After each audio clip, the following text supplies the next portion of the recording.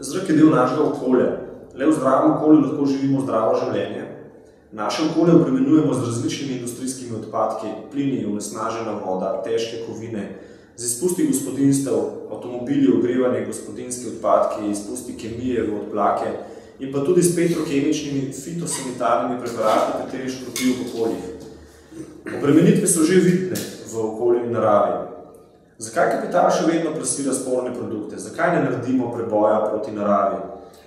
Kapital nekako bo šel nove stvari, dokaj tam ne bo videl profita. Jaz sem že danes govoril o tem, kako se alocira. Gre v sektorje, kjer je pričakovati višjo profitno stopnjo, to je ena stvar, druga stvar gre z povzročanjem nesreč in reševanjem nesreč v še en področje, na novo odkrit. Tretje področje je jasna privatizacija vsega državnega, skupnega in javnega, to je pa druga, četrta zgodba, če manj števa. Torej, ne bo šel stvari reševati, dokaj ne vidi profita. Dokaj do konca ne... Mi moramo vedeti, da kapital je edini struktur profit, nič drugega. Kapital ima nobene veliko te vloge, da neki deluje v interesu ljudstva, ljudi, dol investi, zdravje prebivalstva, pa počutje ljudi. Nisem ima samo profit. Če bodo videli profit v tem, da delajo zeleno tehnologijo, pa da začeli delati. In kdo ima na to vpliv, na to preboj proti naravi? Kdo na to vpliva? Kdo ima v rokah vzvode za spremembe, pa zakaj ne ukrepajo? Jaz mislim, da ena najbolj nevarnih stvari tega sveta je lažno upanje večine prebivalstva, da bo kdorkoli kaj naredil za nas nobeno človeka. Nobena politika, nobena stranka, nobena nova ekonomija, nobena nova znanost. Ljudje so tisti, ki morajo prepoznati, kaj je bistvo preživetja, ki, ko to samo spoznajo, ko so prepričani v to, potem se bodo učili povezovati na nekaj družbena omrežja in združevati svoje sile, potenciale in znanje, da začnejo premikati stvari na lokalne ravni, kot jim lepo. Se pravi, samo ljudje lahko spremenimo te stvari? Samo ljudje, tukaj vidimo, kakšno svet. Svojo naravnanost in pa svojo osnovo. Najprej smo na odločiti.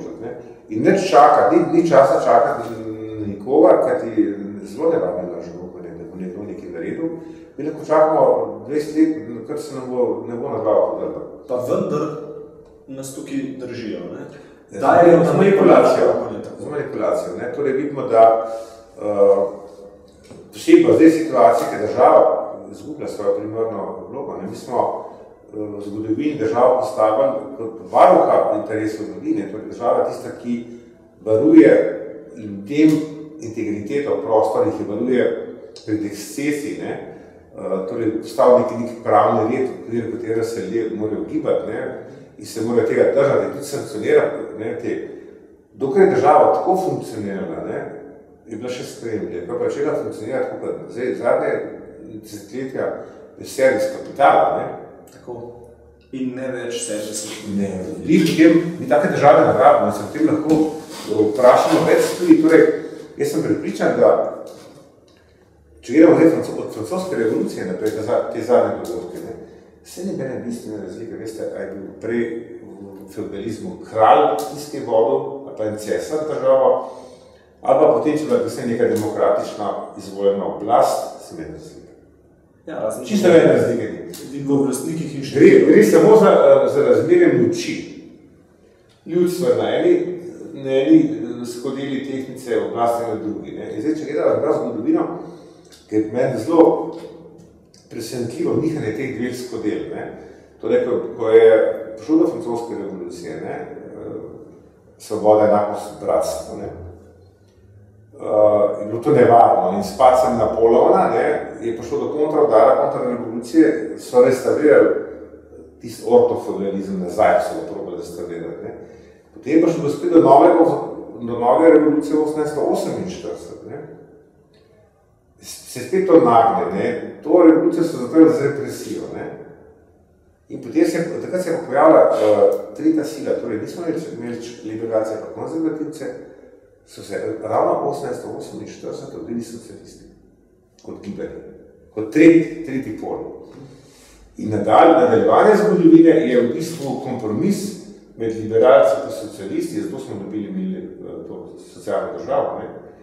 Po dveh svetovnih vojnah, ki sta bila v bistvu dva fatalna ekscesa glede na reflekse imperializma, ne, smo potem dobili to socialno državo in je prišlo spet do nove revolucije. 1868 je revolucija, to ni samo študentsko gibanje, kot se nam prikazuje, pa neki hipi tam, ki so prepevali All we need is love in tako naprej. V Los Angelesu to je bila resna kontrarevolucija, ne kontrarevolucija, ki je v bistvu spet nagnila stvar v to smer. Vidimo, da se nekako na 40-50 let so te kontrativni cikli, ker se te prekucije dogajajo. In potem smo dobili garant za to socialno državo, kar je paradoks, so bili ruski tanki. Dolgo so hrumeli na zahodnih mejah in kapital večkrat več dal iz omizja ljudstvu in s tem ustvaril srednji sloj v zahodni Evropi. Čim so tanki nehali hrumeti, adijo, ta socialna država in pravimo temu ta bogat srednji razred, zdaj se začne pa plenje. Zdaj pa ni več tankov, zdaj pa lahko delamo točno in se je neoliberalizem. In ga treba tako gledati kot v bistvu kot kontrarevolucijo. Zdaj, normalno je čas, da naredimo mi revolucijo. Da ga zdaj prevrnemo, da skodelice več nazornamo in prekucnemo. Ta imperializem je močno zaznamoval naše okolje z onesnaženostjo in kako ta onesnaženo okolje vpliva na zdravje človeka, na razvoj človeka? To smo metri v učbeniku napisali, tako da tukaj ne bo kaj dosti rešila.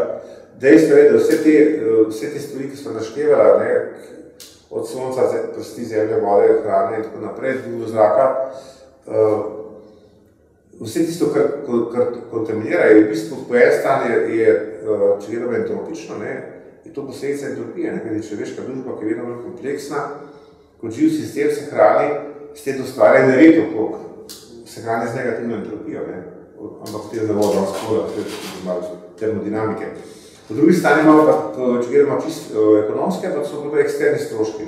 Torej tisto, kar se ne zaračunava v produkcijo, kasiramo kot onesnaženje, kot zdrave, kot bolezen, kot degradacijo okolja.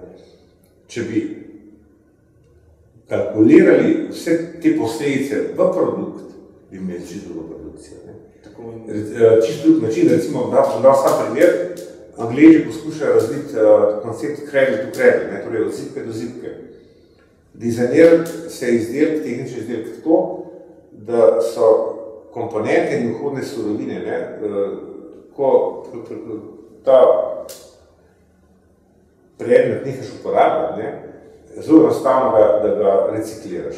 In se tudi da, recimo, kot pravimo, upgrade, torej nadgraditi z novimi spoznanji tehnološkimi rešitvami, da zdaj del zamenjaš za bolj nek modularni sistem. Tako, modularni sistem. In če bi šli v to, pomeni, da bi izjemno zmanjšali eksterne stroške, s tem bi tudi zmanjšali pritisk na okolje in uničevanje biosfere planeta.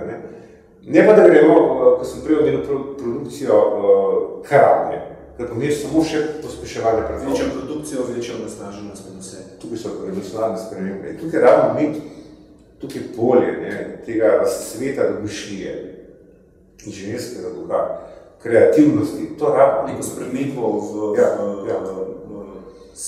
v umu. Za nas je problem, mislim, tega mena financira, kajti denar je izpuhtil v finančne špekulacije. Ja, kot so že prej rekla, ker nima interesov, ker vidijo zaenkrat profit še v starih produktih. In zdaj, mi moramo vseeno nekako se zaščititi pred temi vplivi. In ali lahko se zaščitimo pred tem onesnaženjem, ali lahko zaščitimo svoj domači prag s Slovenijo na kakršenkoli način? Jaz mislim, da sem prej omenil ta traditional ecological knowledge, torej tradicionalna ekološka znanja, da moramo mi vsa ta krizna dogajanja, torej, ki so v enem paketu, ekonomska kriza, potem energetska, prehranska, zdravstvena in klimatske spremembe, mi moramo najti odgovor na teh 5 kriznih dogajanj na lokalni ravni.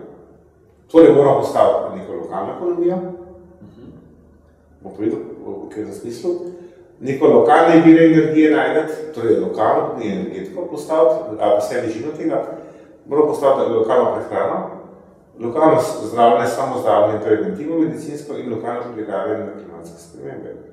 Zdaj pa gremo če gledajo zdaj recimo lokalno ekonomijo, kot primer tega. To bomo več povedala tudi kasneje. Ja, okay. Vse lahko kar. Zdaj bi samo vedel, da je leta 1973 išla izjemna knjiga, ki je napisal nemški ekonomist Fritz Schumacher, priporočam branje, Small is beautiful, malo je lepo. 200 strani tam nekje, mislim, da je to priročnik za Slovenijo. Kako ohraniti? To bi moral vsak slovenski politik prebrati in pa vsak državljan Slovenije, knjiga ni prevedena v slovenščino, je pa zanimiva koincidenca, ko je Schumacherova knjiga je šla in bila bestseller nekaj milijonov izvodov.